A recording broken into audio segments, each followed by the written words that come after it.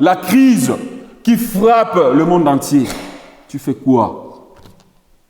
Dieu a besoin de quelqu'un de se lever pour décanter la situation.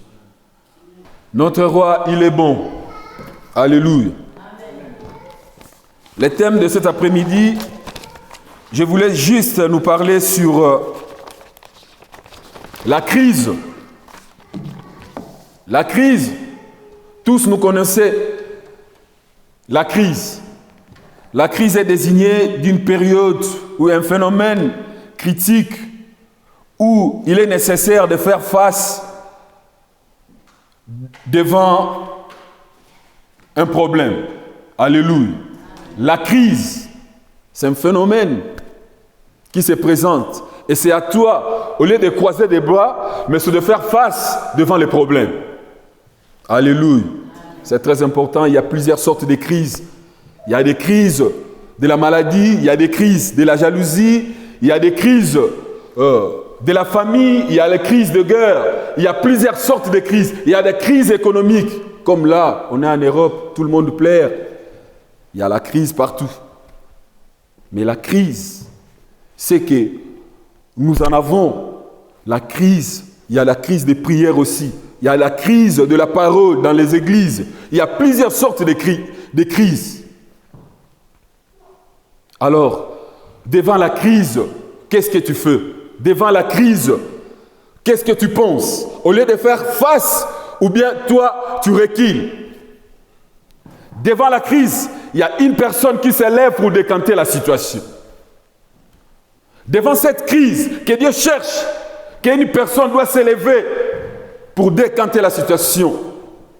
Que ce soit dans le pays, que ce soit dans la maison, que ce soit dans nos familles. Nos familles, il y a trop de crises, manque de paix, il y a trop de divergences. Il y a trop de problèmes dans notre famille. Mais Dieu veut qu'une personne s'élève pour faire face devant la crise.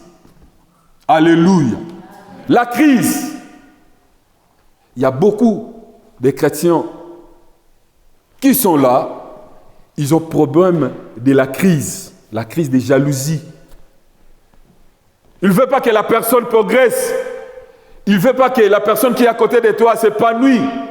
Mais à cause de la crise, il devient ou elle devient jalousie. Regarde comme elle est là. Là. À cause de quoi? À cause de la jalousie. Alléluia. Alléluia. La crise, c'est très important. Il faut parler de la crise. Alors, devant la crise, qu'est-ce que tu fais? Devant la crise, qu'est-ce que tu penses? Alléluia. Nous allons lire la parole de Dieu, Genèse 4, verset 26. Je lis au nom du Seigneur. Amen. Genèse 4, 26. Seth à son tour a un fils qu'il appelle Enos. À ce moment-là, les gens commencent à prier Dieu en appelant Seigneur. Amen. Amen. Colossiens 1, 9. C'est pourquoi nous aussi, depuis que nous connaissons ces nouvelles, nous prions sans cesse pour vous. Et nous demandons à Dieu de vous donner toute la sagesse et l'intelligence qui viennent de son esprit. Ainsi, vous pourrez connaître entièrement ce qu'il attend de vous. Amen. Amen. Alléluia. La crise. Pourquoi la crise dans le monde? Pourquoi la crise? Il y a beaucoup d'entreprises qui font faillite à cause de la crise. Mais nous, encore des enfants de Dieu, nous avons la crise des prières dans notre vie. Dans les églises, il y a aussi des crises de paroles. La crise, et ce qui fait que, au lieu de quelqu'un d'avancer, au lieu de quelqu'un de faire des choses d'une manière que Dieu lui donne, mais à cause de la crise, elle est un peu limitée. Est-ce que vous et moi, devant la crise, on peut faire face dans des problèmes qu'on est en train de traverser? au lieu de faire face ou bien de reculer, étant que nous, les enfants de Dieu, les cohéritiers de Christ, on fait face devant la crise ou bien on recule. Et c'est ça. Beaucoup des enfants de Dieu, nous avons beaucoup de problèmes à cause de ça. Nous ignorons notre roi devant la crise, devant une situation qui se présente. Mais juste la situation, c'est juste informel. Quelle est ta part devant la crise? Comment tu vois des choses devant la crise? Comment tu gères des choses devant la crise que tu traverses? Alléluia. Alléluia. Dans chaque crise, Dieu a besoin d'une personne de se lever pour décanter la situation. Alléluia. Alléluia. C'est très important. Mais vous et moi, devant la crise, qu'est-ce que nous pensons? C'est normal, bien c'est anormal. C'est normal. Mais quelle solution que tu ramènes devant la crise? Il n'y a personne. Et tant que nous sommes des enfants de Dieu, les cohéritiers de Christ, devant la crise, tu fais quoi? Tu cherches des situations? Ou bien tu laisses comme ça que non, bon, c'est normal, hein? La crise c'est bien pour moi. Je vais marcher avec la crise comme ça. Avec cette situation, c'est bien pour moi. Oui. Au lieu de chercher Dieu. Alléluia. Devant des problèmes, tu cherches qui? Et devant des problèmes, tu t'associes à qui? Devant des problèmes, tu appuies à qui? À propos de la crise. Nous avons tous des crises. Tu vois quand même un enfant, ah, toi tu fais des crises là, comme ça, à tout moment tu pleures, tu cries. Crise. Mais vous et moi, quelle crise? Et chacun de nous a une crise. Mais devant la crise, tu fais quoi? Mais tous, on est là, on dit, ah, Dieu nous a donné le quoi? Dieu nous a donné, le verset là qui m'oublie là, de marcher sur les copains, sur les serpents, et rien ne pouvant nous nuire. Mais devant la crise, qu'est-ce que tu fais? La crise qui te frappe, la crise qui te frappe ta famille, la crise qui frappe le monde entier, tu fais quoi? Dieu a besoin de quelqu'un de se lever pour décanter la situation. Quelqu'un là, c'est moi, c'est toi. Que ce soit dans nos familles, il y a des ennemis. C'est la crise. C'est à toi de te lever, de faire quoi? La réconciliation. C'est très important. Que ce soit au pays, il y a la famille. Alors il faut chercher Dieu. Dieu a besoin de toi, Dieu a besoin de moi. Pour faire quoi? Pour faire face devant la crise. Pour faire quoi? Pour faire changer des situations. Il y a aussi des opportunistes qui se présentent devant la crise. Mais il y a d'autres personnes, ils voient qu'il est devant la crise. Il n'y a pas de choses à faire, il n'y a pas de choses à régler, il n'y a pas de pensée, de ramener juste une solution devant quelque chose qui se présente devant lui, que ce soit dans l'église, que ce soit dans la famille, que ce soit dans le pays. Tes yeux ne peuvent pas être toujours braqués vers les autorités. Toi aussi, de ta part, tu as quelque chose à faire. Alléluia. L'Ancien Testament déclare, roi, s'il fait un songe, il cherche quoi? Il cherche des personnes qui peuvent interpréter le songe.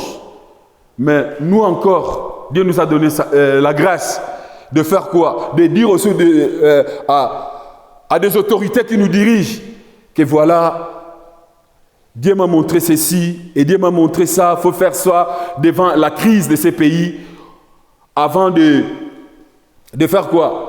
De quitter à la crise, il faut faire quelque chose. Il faut faire quoi? Il faut faire quoi? D'approvisionner.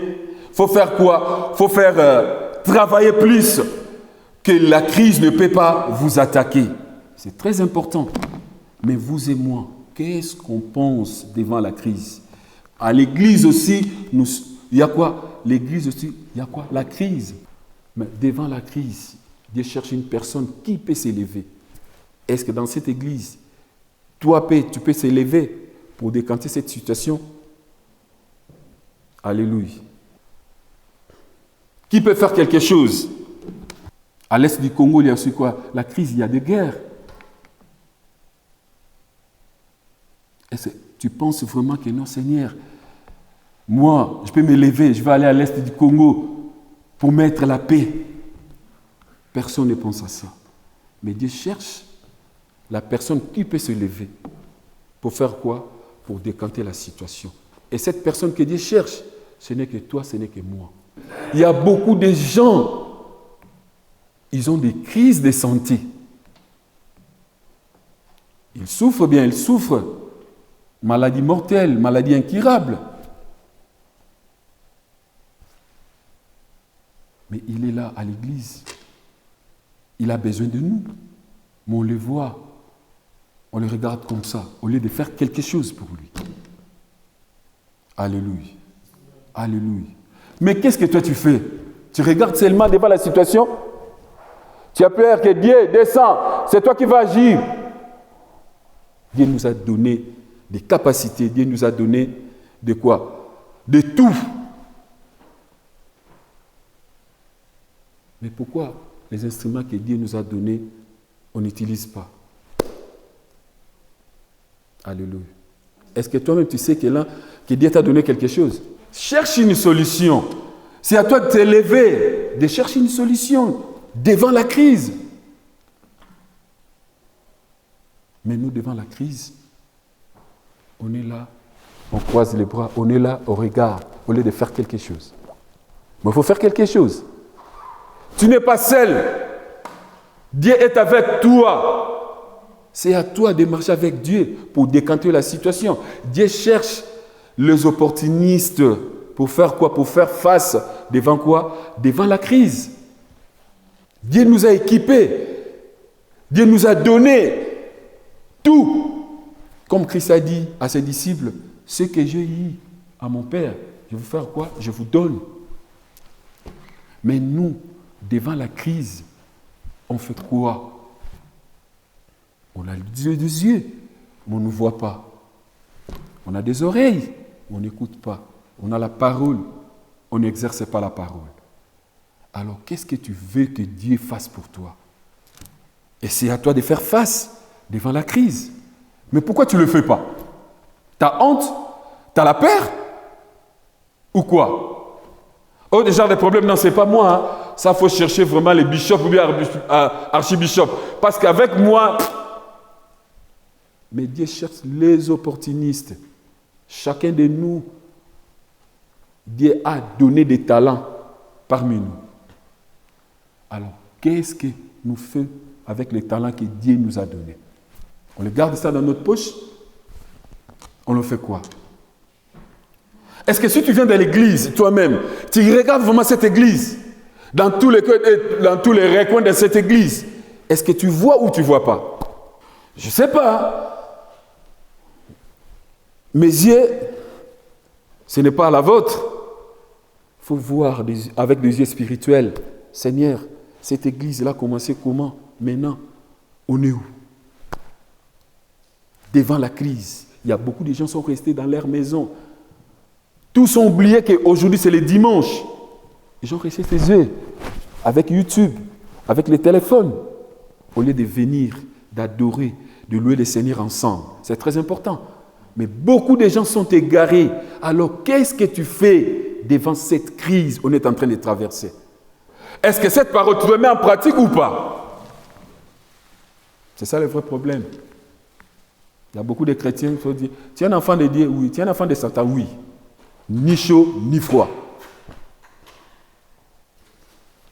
Est-ce que tu es parmi que, si vraiment le retour du Seigneur, tu peux frapper vraiment ta poitrine, ah Seigneur, moi je veux venir partir avec toi. Ma part, c'est quoi de faire devant cette crise? C'est à moi de se lever, de changer de situation dans cette église. C'est à moi de se lever, de faire des prières en coulisses pour que les gens reviennent encore dans cette église.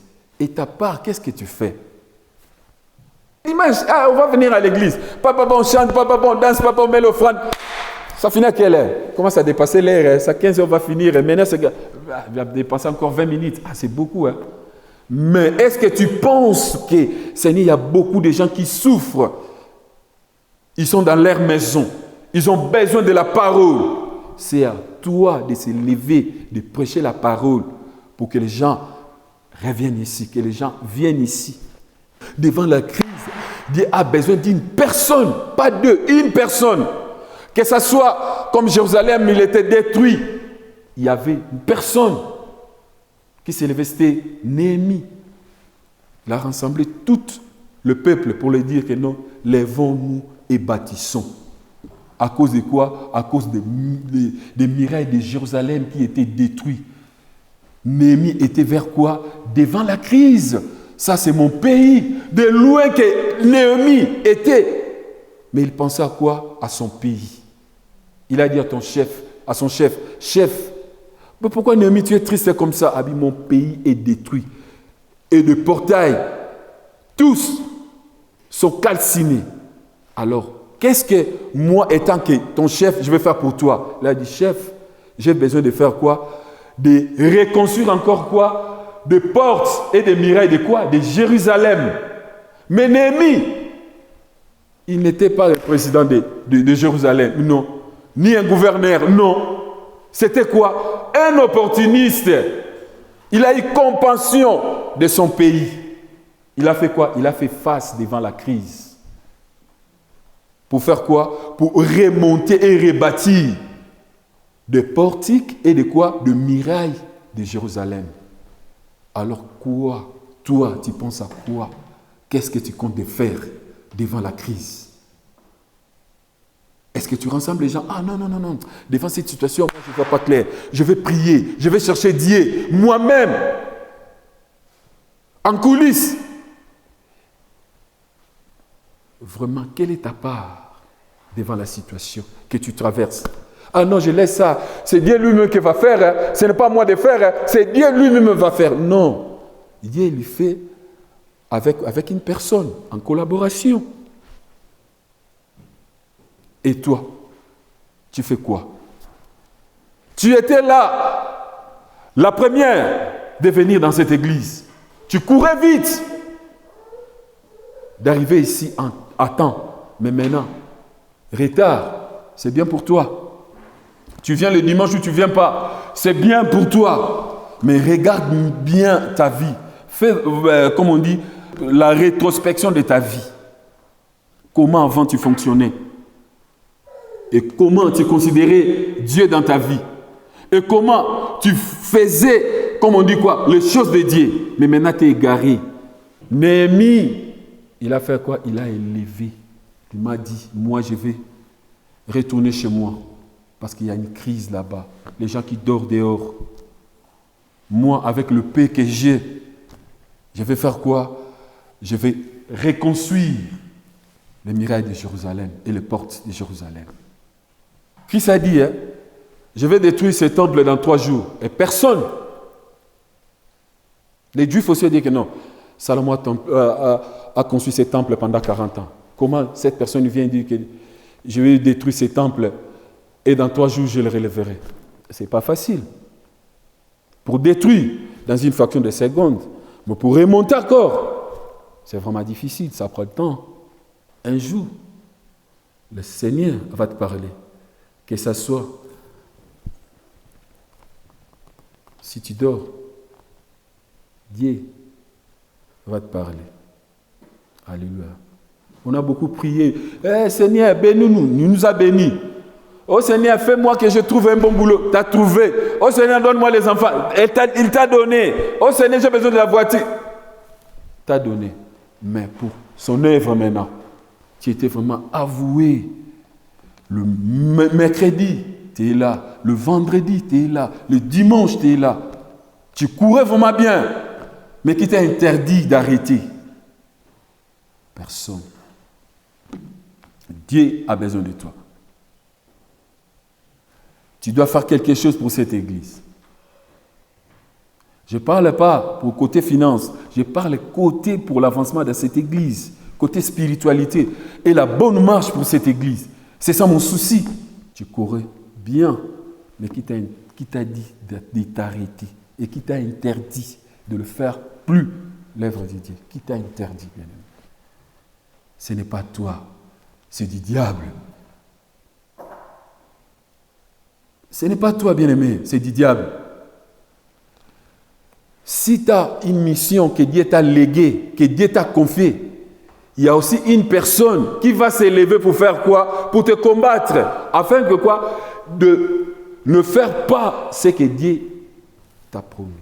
C'est ça le vrai problème. À travers moi, je vais faire quelque chose. Mais pas moi seul, avec Dieu. Mais toi, tu dis, ah voilà, moi-même, je vais le faire pas toi. Ce n'est pas mon problème, c'est à toi de faire. Tu vas faire quoi? La promesse de Dieu qui est en toi, ce que Dieu t'a promis, ce que Dieu t'a réalisé, ce que Dieu t'a dit. Qu'est-ce que tu fais pour ça?